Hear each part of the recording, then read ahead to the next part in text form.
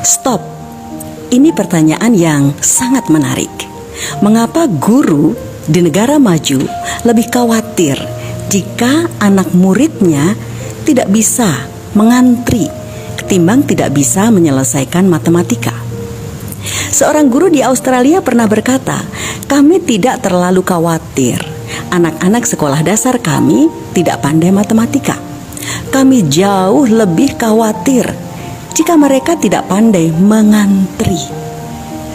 Saya tanya, kenapa begitu?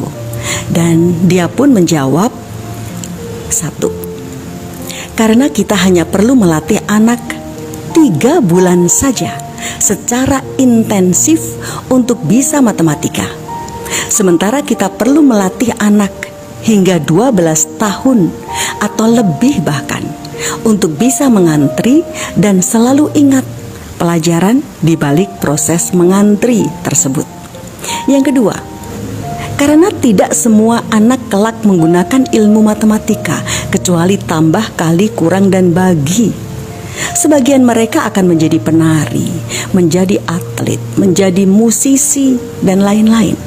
Yang ketiga, karena semua anak sekolah pasti lebih membutuhkan pelajaran etika moral dan ilmu berbagi dengan orang lain saat dewasa kelak. Jadi apa pelajaran penting di balik budaya mengantri? Banyak sekali. Yang pertama, anak belajar manajemen waktu. Jika ingin mengantri paling depan harus datang lebih awal dan persiapan juga lebih awal.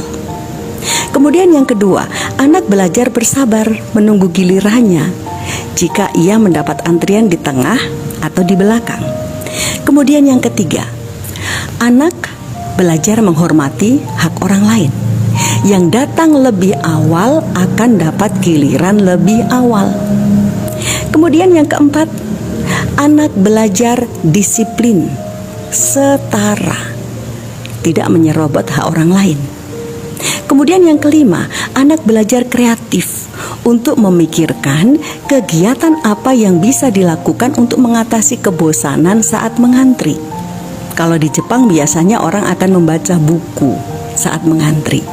Kemudian yang keenam, anak bisa belajar bersosialisasi, menyapa dan berkomunikasi dengan orang lain yang ada di dalam antrian.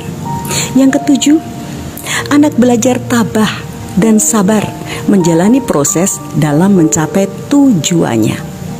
Yang kedelapan, anak belajar hukum sebab akibat, bahwa jika dia datang terlambat maka konsekuensinya antriannya di belakang. Yang kesembilan, anak belajar disiplin, teratur, dan menghargai orang lain. Kemudian yang kesepuluh, anak banyak belajar tentang rasa malu apabila dia menyerobot hak orang lain. Masih banyak pelajaran lainnya. Anda bisa menemukan sendiri ya. Saya menerima tulisan ini dari sebuah grup WhatsApp. Siapapun yang menulisnya, saya ucapkan terima kasih dan saya share tulisan yang bagus ini. Semoga kita semuanya mendapatkan amal jariah.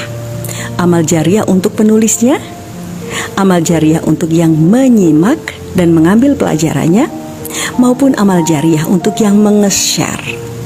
Sehingga materi ini makin meluas dan mencerahkan banyak orang.